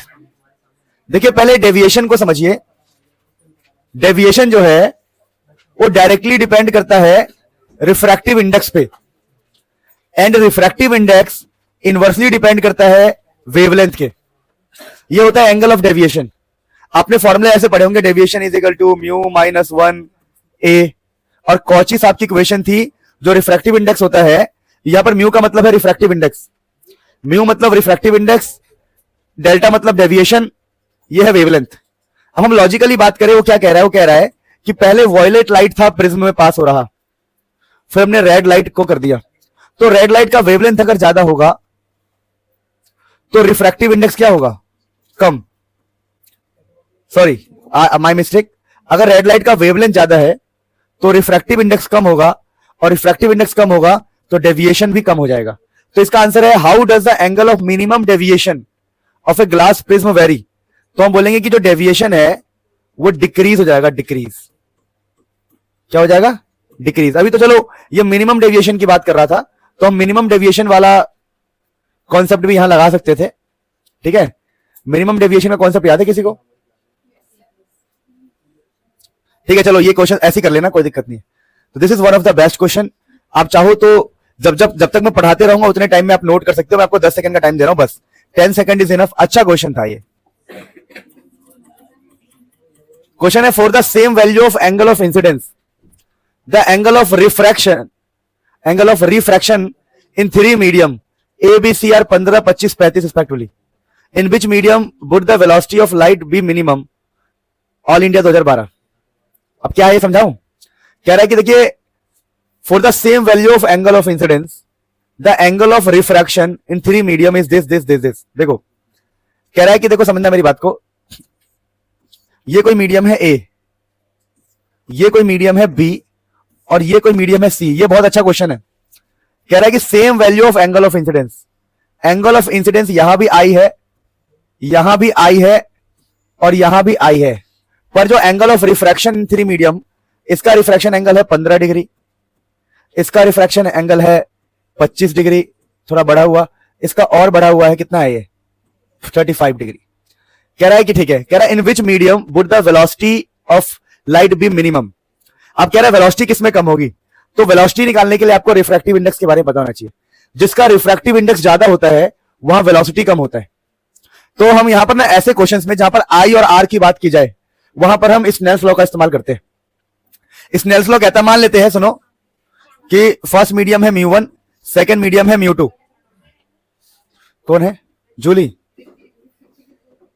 बेटा इतना लेट सही नहीं लगता है, पता है आपको। और ये कैसे अजीब से बैठे रहते हो, जगह बनाओ यार। पीछे हो जाओ बेटा, आप क्या नाम है, पीछे हो जाओ, पीछे जल्दी जल्दी। This is not cool at all. ये बच्ची पता है कितनी दूर से आती है, बिहार से, संगम बिहार से ना। हाँ वही। तो क्या फर्क पड़ता है बेटा, हैं? देखो मैं तो बढ़िया कमा रहा हूं, कोई फर्क नहीं पड़ रहा। नहीं समझे? सही जवाब था, कोई फर्क नहीं पड़ रहा।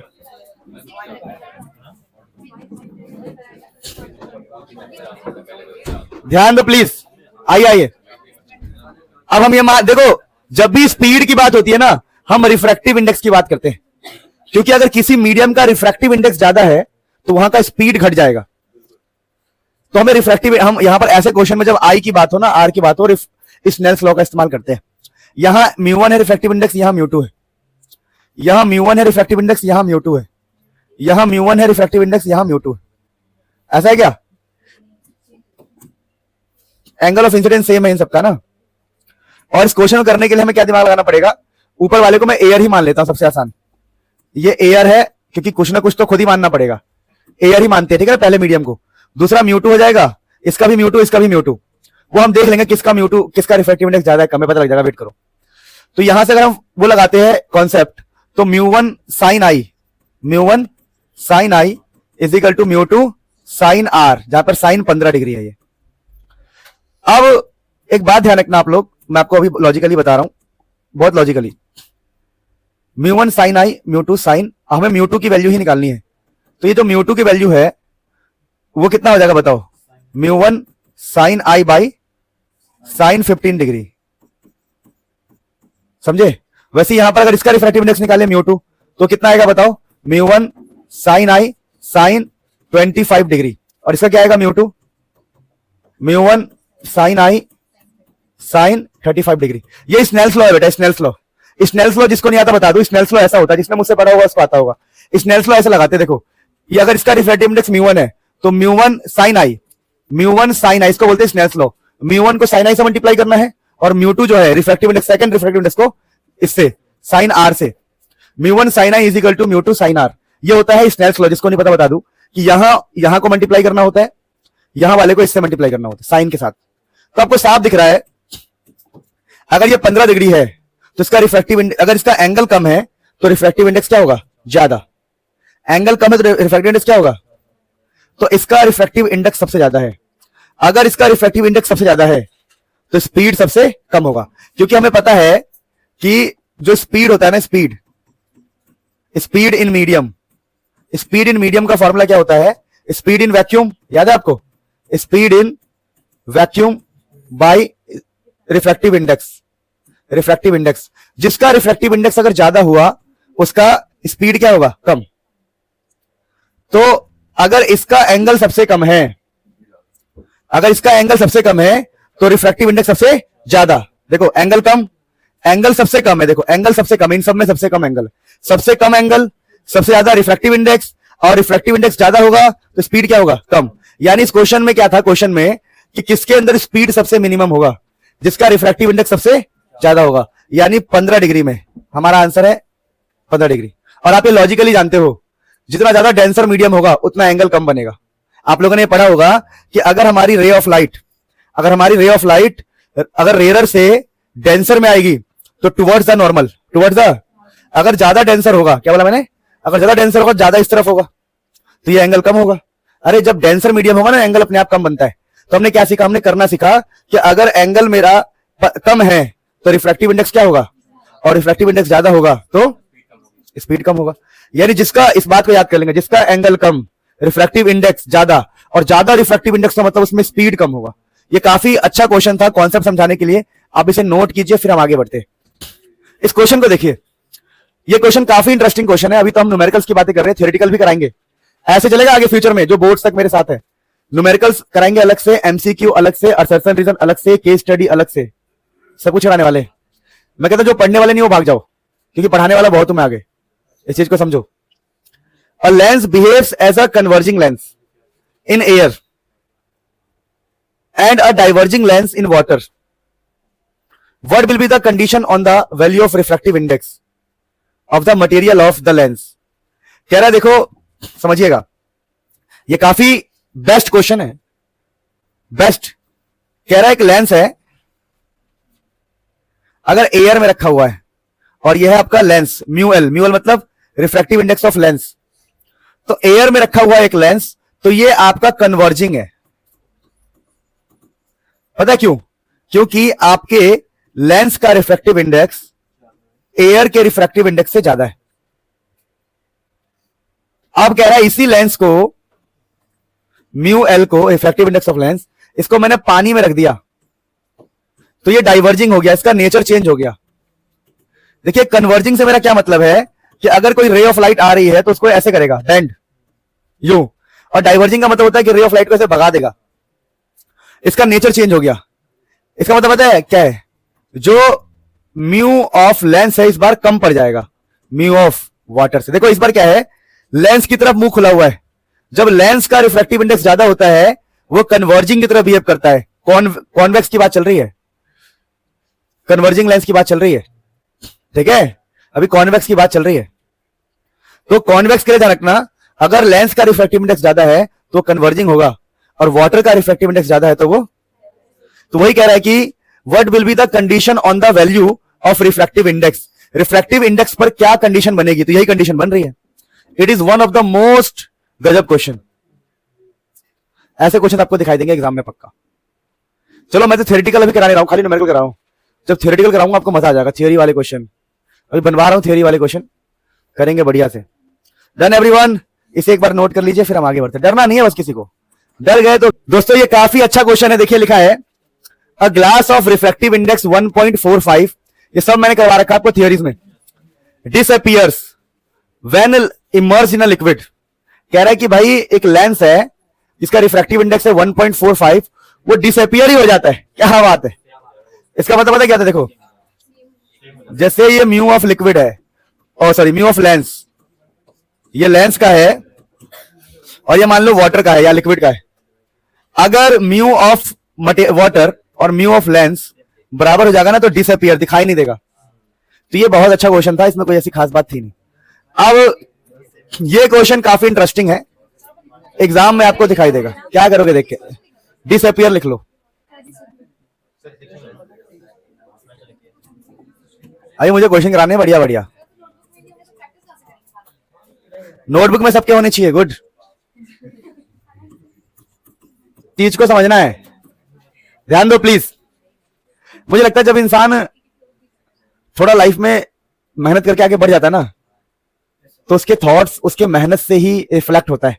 फैक्ट बता रहा हूं मैं आपको, thoughts are reflected by the actions, जो उसने किया होता है लाइफ में, है ना। जैसे कोई फिलोसफी झाड़ रहा है तो मतलब उसने वो देखा है वो दिन, तभी झाड़ रहा है वो, है ना। चलो जो भी है, लिखा है calculate the speed of light in a medium, calculate the speed of light in a medium whose critical angle is 30 degree.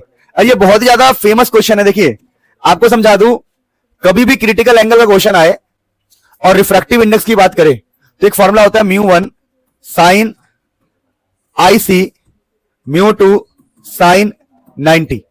ये फॉर्मूला होता है, जहां μ1 का मतलब होता है पहला मीडियम, μ2 का मतलब दूसरा मीडियम, और I का मतलब एंगल ऑफ इंसिडेंस, जहां पर ये क्रिटिकल एंगल होगा। ये कॉन्सेप्ट लगता है जब भी आपसे क्रिटिकल एंगल की बात करे, ठीक है, तो बेसिकली क्रिटिकल एंगल की जब भी बात करेगा तो यही कॉन्सेप्ट लगता है। अब मैं इस कॉन्सेप्ट को क्यों लगा रहा हूं, क्योंकि वो मुझसे कह रहा है calculate the speed of light in medium. अगर मुझे स्पीड ऑफ लाइट निकालना है मीडियम में, तो मुझे पता है वैक्यूम में speed of light in vacuum by refractive index, और वैक्यूम में तो मुझे पता है कितना होता है 3 × 10⁸। तो आप इस चीज को समझो, अगर मुझे स्पीड ऑफ लाइट इन मीडियम चाहिए तो मुझे चाहिए रिफ्रैक्टिव इंडेक्स। अब रिफ्रैक्टिव इंडेक्स कैसे निकालूं, तो रिफ्रैक्टिव इंडेक्स निकालने के लिए ना क्रिटिकल एंगल दिया है, तो मैंने कहा ये क्रिटिकल एंगल का कॉन्सेप्ट होता है, इसको याद रखो। क्रिटिकल एंगल से आपको रिफ्रैक्टिव इंडेक्स मिलेगा, और रिफ्रैक्टिव इंडेक्स को जब यहां डाल दोगे तो आपको स्पीड ऑफ लाइट मीडियम में मिलेगा। अब मित्रों μ1 की वैल्यू कितनी है, 1 साइन क्रिटिकल। देखो μ1 का मतलब होता है फर्स्ट मीडियम, फर्स्ट मीडियम हम वैक्यूम मान रहे या एयर मानते, कुछ ना दिया हो तो एयर या वैक्यूम मानते। अब ये क्या हो गया μ2, यही निकालना है हमें, यही तो है हमारा सेकंड मीडियम। सेकंड मीडियम में हमें रिफ्रैक्टिव इंडेक्स चाहिए लाइट की स्पीड निकालने के लिए। साइन 91 होता है, क्रिटिकल कितना 30, साइन 30 होता है 1/2, तो ये हो गया 0.5, तो रिफ्रैक्टिव इंडेक्स है 0.5।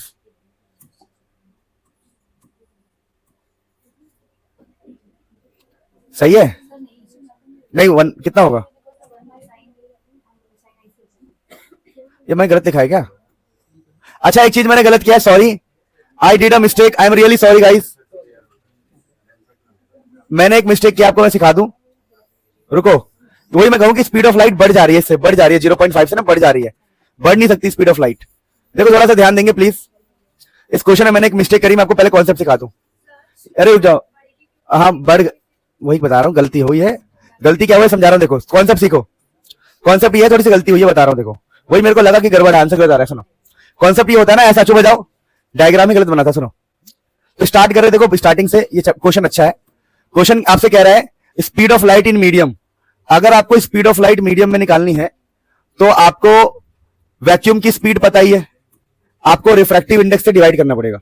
अब रिफ्रैक्टिव इंडेक्स क्वेश्चन में दिया नहीं है, पर क्रिटिकल एंगल दिया है, तो क्रिटिकल एंगल में ऐसे चलता है लाइट, यहां से यहां उल्टा, लाइट ऐसे जाता है, लाइट ऐसे, ये आपका होता है क्रिटिकल एंगल, और ये होता है आपका 90 डिग्री एंगल ऑफ रिफ्रैक्शन। ये होता है आपका पता है कौन सा मीडियम, ये आपका होता है डेंसर मीडियम, और ये होता है आपका रेयरर मीडियम, ये डेंसर या रेयरर मीडियम। अब यहां पर हमें रिफ्रैक्टिव इंडेक्स निकालनी है, तो कैसे निकालेंगे ये समझो। यहां पर कॉन्सेप्ट क्या होता है, mu denser sine IC, mu denser sine IC equal to mu rarer sine 90। आपको जब भी क्रिटिकल एंगल की इंफॉर्मेशन दी हो तो आपको हमेशा ये कॉन्सेप्ट लगाना होता है, mu denser sine IC, mu rarer sine 90, क्योंकि ये क्रिटिकल एंगल की बात चल रही है। तो यहां पर क्या होगा, देखो दोस्तों, म्यू डेंसर साइन आईसी मतलब साइन 30, म्यू रेरर 1, इसको हम 1 मानेंगे, रेरर मीडियम को 1 हो जाएगा साइन 91। तो यहां से म्यू डेंसर क्या आ गया 1 बाई साइन 30, तो सॉल्व करने पे आएगा 2, क्या आएगा 2, 1 बाई साइन 30 है ना, साइन 30 1 बाई 2 2 हो जाएगा, तो यहां आपको 2 लिखना है। यानी यहां पर ना टी आई आर कॉन्सेप्ट लगेगा, मैंने सिंपल कॉन्सेप्ट सोचा, सॉरी सिंपल नहीं, यहां पर टी आई आर लगेगा, ठीक है ना, टी आई आर वाला कॉन्सेप्ट जो टी आई आर के लिए पढ़ते हैं। उसने मीडियम में लाइट पूछा है, और मीडियम यही तो होता है डेंसर वाला, speed of light in medium पूछा है ना, मीडियम ये तो म्यू डी। समझ में आया सबको कि ये कौन सा वाला है, क्रिटिकल एंगल वाला है। Please do it. Thank you Shivam भाई, थैंक यू सो मच। तो ये बेसिक क्वेश्चन है, बहुत बार आता है। क्वेश्चन है two thin lens of power 4D and -2D। देखिए आप निकालेंगे P net, net power, net power इसकी आएगी 4D -2D, 2D dioptre 4D और -2D। अब देखिए 1 बाई, देखिए पावर जो होता है ना 1 बाई फोकल लेंथ होता है, तो 1 बाई एफ नेट हो जाएगा पी नेट। मैंने नेट पावर निकाला 2 डायोप्टर, तो फोकल लेंथ कैसे निकालेंगे, तो ऐसे हो जाएगा, देखो तो एफ नेट हो जाएगा 1 बाई पी नेट जो कि 1 बाई 2, तो फोकल लेंथ होगा 1 बाई 2 मीटर। पावर डायोप्टर में होता है, फोकल लेंथ मीटर में होता है। Very easy question but exam में आता है, ठीक है। और भी क्वेश्चंस हम करेंगे इन फ्यूचर, अभी तो अपन बेसिक्स को डेवलप कर रहे हैं। अब दोस्तों ये क्वेश्चन जो है काफी बार एग्जाम में आ सकता है। ये क्वेश्चन क्या है समझते हैं।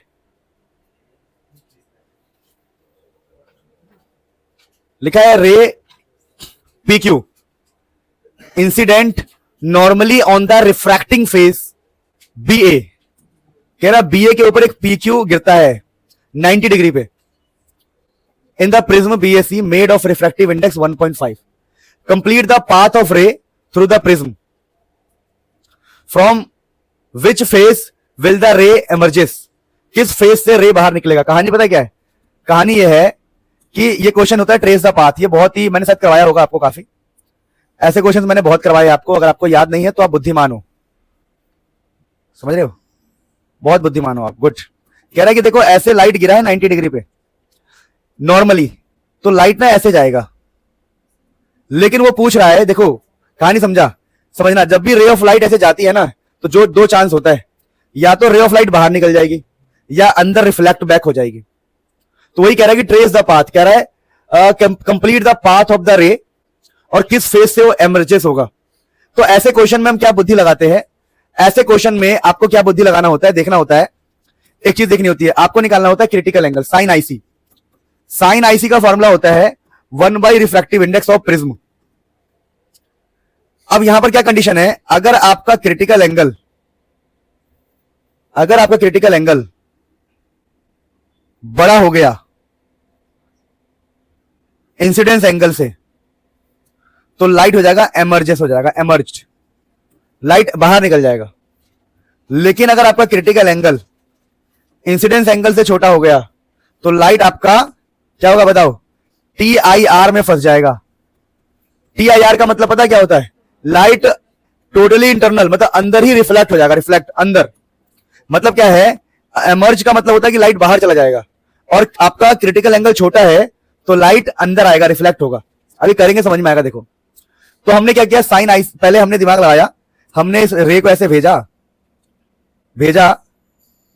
और एंगल ऑफ इंसिडेंस पता लगाने का ट्राई किया।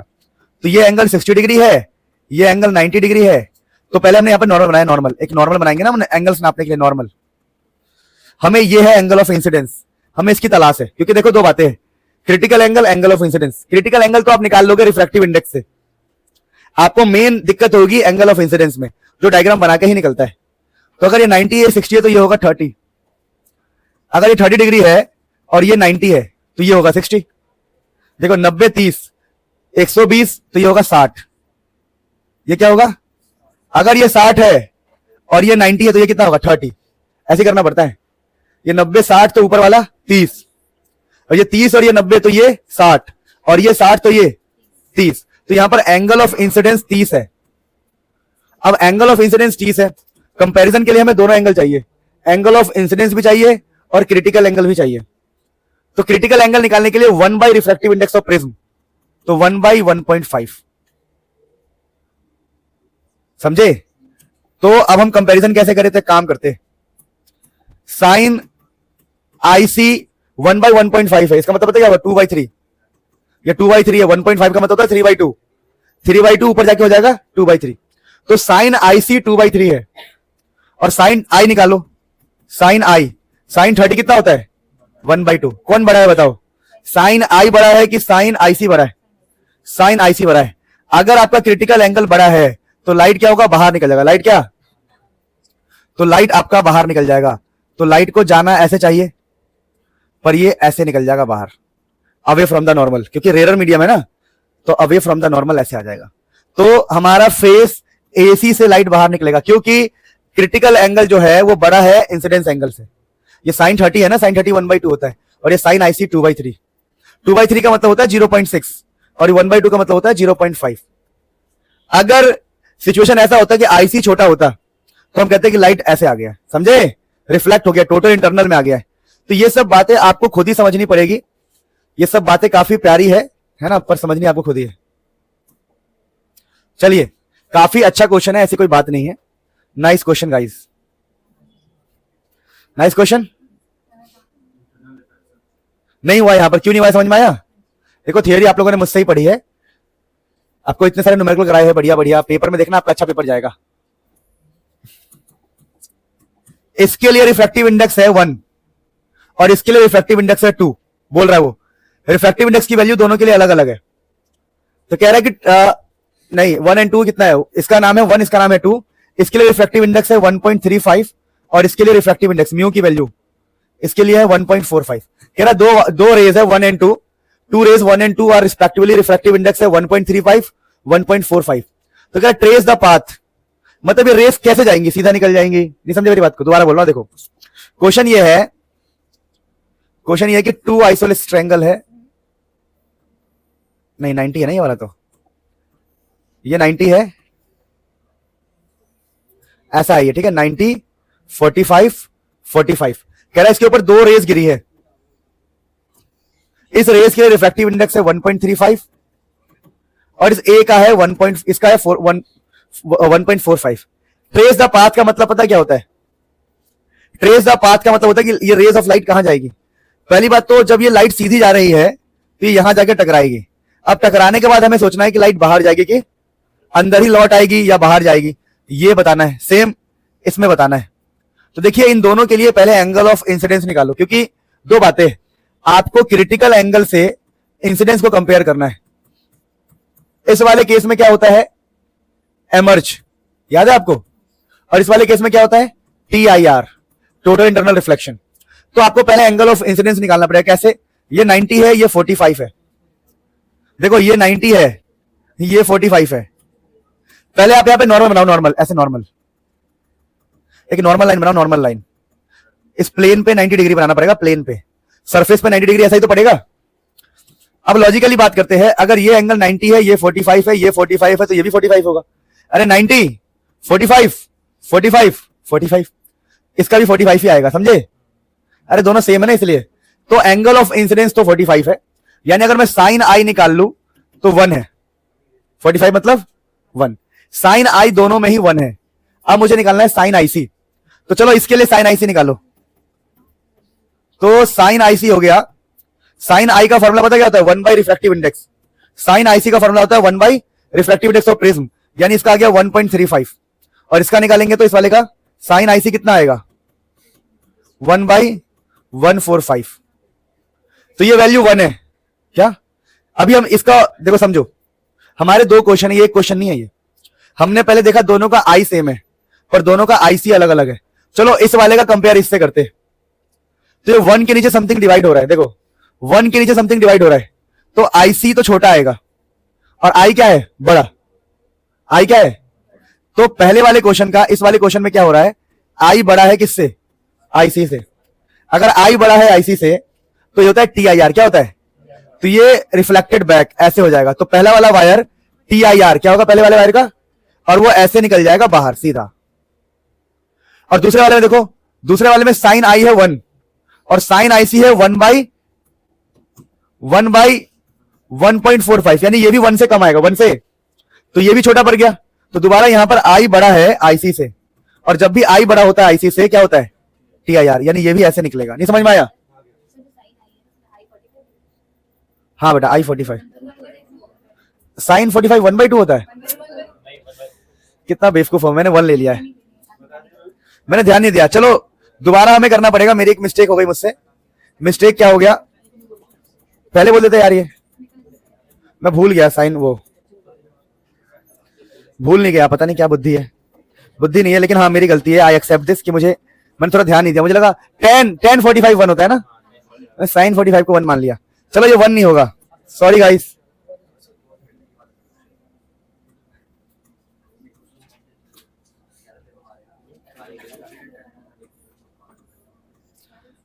देखो हमारा ना ये एंगल ऑफ इंसिडेंस 45 डिग्री है। 45 का मतलब 1/√2 होता है गाइस, ठीक है।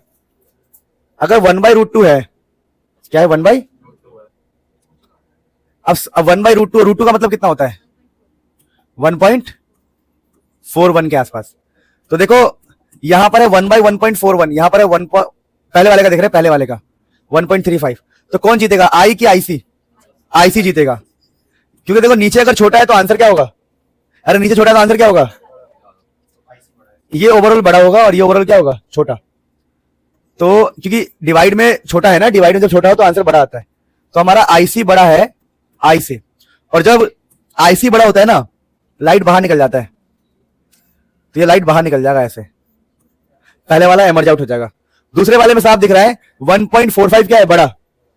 तो दूसरे वाले में कौन बड़ा है? देखो दूसरे वाले में कौन जीत रहा है? देखो इसके नीचे बड़ा है, 45 क्या है? बड़ा। तो अगर इसके नीचे का बड़ा है तो IC क्या हो जाएगा? छोटा। यहां 1.41 है, यहां 1.45, तो अगर इसके नीचे का वैल्यू बड़ा है तो IC पड़ जाएगा छोटा। तो इस बार अगर IC छोटा है I से, यानी I बड़ा है, तो TIR होगा, तो ये अंदर आ जाएगा, यानी पहले वाला एमर्ज आउट होगा और दूसरे वाले का होगा TIR। ये समझ में आ रहा है? किसी को नहीं आ रहा? 45 ही होगा, कोई बात नहीं, इट्स ओके। नहीं, thank you, you are right. दोस्तों this is one of the best question. लिखा है कि find the position of the image formed of the object O। यहां पर एक ऑब्जेक्ट है O, और कह रहा है कि भाई लेंस कॉम्बिनेशन से, ये बहुत इंपॉर्टेंट है, एनसीईआरटी का है, बहुत इंपॉर्टेंट है, एग्जाम में आता है। कह रहा है देखो कॉम्बिनेशन है, यहां ऑब्जेक्ट है 30 सेंटीमीटर पे, इसका तो आंसर भी याद होगा सबको। आंसर है फाइनल क्या है? इनफाइनाइट।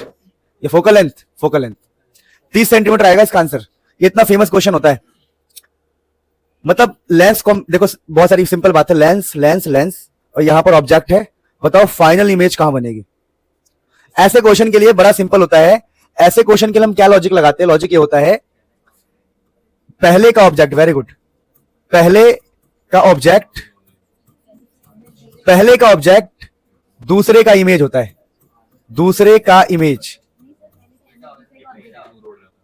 सॉरी यार, पता क्या हो रहा है? प्रॉब्लम क्या? प्रॉब्लम ये है ना, दिमाग में आज कुछ और चल रहा है कुछ प्रॉब्लम है छोटी सी, वही दिमाग में डिस्टर्ब कर रहा है।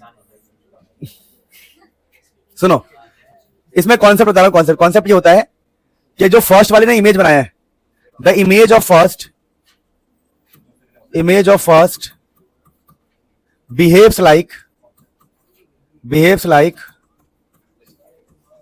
Object of second. ठीक है ना, कोई बात नहीं, ऑब्जेक्ट ऑफ सेकंड क्या मतलब है समझा रहा हूं। देखो मान लो आपको ना इस क्वेश्चन को ब्रेक करके करना होता है, ब्रेक करके। कैसे ब्रेक करते हैं हम? देखो ध्यान से, इस क्वेश्चन को हम ब्रेक करते हुए करेंगे। ब्रेक करते हुए कैसे करेंगे? हम यहां पर ये बुद्धि लगाएंगे, दिख रहा है आपको? ये दिख रहा है लेंस? हम इसको ऐसे मान लेंगे कि एक लेंस है प्लस 10 सेंटीमीटर है इसका फोकल लेंथ है प्लस 10 सेंटीमीटर, उससे 30 सेंटीमीटर पे मेरा ऑब्जेक्ट है। तो जो पहले वाले का ऑब्जेक्ट पता है, फोकल लेंथ पता है, हम पहले वाले का इमेज निकालेंगे। तो जो पहले वाले का इमेज होगा ना, इस दूसरे के लिए ऑब्जेक्ट होगा, फिर इसका इमेज निकालेंगे, उसके लिए ऑब्जेक्ट होगा। ऐसा किया ही होगा, पता है मुझे। तो अब क्या करेंगे, तो फटाफट हम लगाते हैं इसके लिए formula 1/v minus U, 1/u is equal to 1/f। तो 1/v यानी कि v हमें निकालना है, 1/u, u है 30 माइनस का 30, क्योंकि ये पीछे इसलिए माइनस का 30, एंड इक्वल टू में 1/f, f कितना है 10।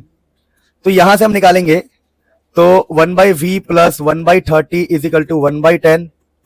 तो यहां से अगर हम v निकालेंगे तो 1/10 माइनस 1/30, तो 20/600 है ना, तो 30 आएगा आंसर। क्या आएगा? 15। हाँ 15 आएगा। सही नहीं कर रहा मैं दोबारा? 30 माइनस 10, 20, 6, 300, 300 सही है।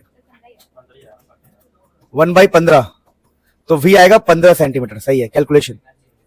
यानी कि चुप जाओ, पहले वाले देखो, पहले वाला जो लेंस है उससे 15 सेंटीमीटर दूर, यानी 5 यहां तक है, यहां तक 5 है ना, और 10 15, यहां पर पहले वाले का इमेज यहां पर है, पहले वाले का इमेज यहां पर है। अब ये जो पहले वाले का इमेज है वो इस वाले के लिए क्या होगा? ऑब्जेक्ट। तो इस वाले के लिए ऑब्जेक्ट कहां पर है? ये रहा, और ये डिस्टेंस कितना है? 10। कितना है ये? 10। अब दूसरे के लिए हम फॉर्मूला लगाएंगे, दूसरे के लिए, तो 1/v माइनस 1/u 1/f। अब देखो, अब इसका हमें इमेज निकालना है, पर हमें इसका ऑब्जेक्ट कौन है? ये इसका ऑब्जेक्ट। पहले वाले का इमेज जो यहां बना है, इस वाले के लिए क्या है? ऑब्जेक्ट। तो हमें इमेज निकालना है। ऑब्जेक्ट कितना है? 10 पर ऑब्जेक्ट। कितने पर है? 10। यहां से 10 पर ऑब्जेक्ट है, 10 डिस्टेंस है, माइनस 1/10। तो ये बेटा पता कितना आएगा? 0। तो v आएगा इनफाइनाइट। v क्या आएगा? यानी कि इसके लिए जो इमेज है वो इनफाइनाइट पर है। दोबारा, इस वाले लेंस का जो इमेज है इनफाइनाइट पर है, और इसका इमेज इस वाले के लिए ऑब्जेक्ट है। इस वाले का इमेज इनफाइनाइट पे आया है, तो इसका ऑब्जेक्ट कहां पर है? क्योंकि हमें पता है द इमेज ऑफ फर्स्ट, मतलब जो पहले वाले का इमेज है दूसरे के लिए ऑब्जेक्ट है। देखो, इसका इमेज, इस वाले का इमेज इसके लिए ऑब्जेक्ट था। अब इसका इमेज कहां पर आया है? इनफाइनाइट। तो इसका ऑब्जेक्ट कहां पहुंच गया? इसका ऑब्जेक्ट इनफाइनाइट। तो अब इसके लिए फॉर्मूला लगाते हैं हम, 1/v 1/u 1/30। 1/इनफाइनाइट खत्म, तो v कितना आया? v आया 30।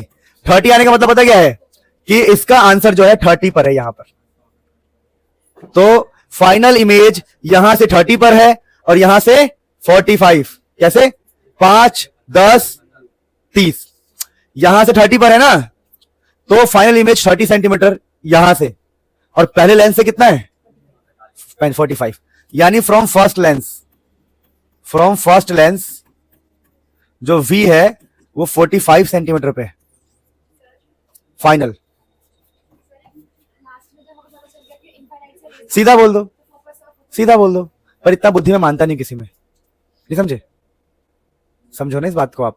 मैं सीधा ऐसे बोलूं कि if the object at infinite image will be at focus 30 है, तो ये बातें, इतना बुद्धि हम दिमाग एग्जाम में लगा नहीं सकते। तो फॉर्मूला इज द बेस्ट। गलत नहीं है, सही है।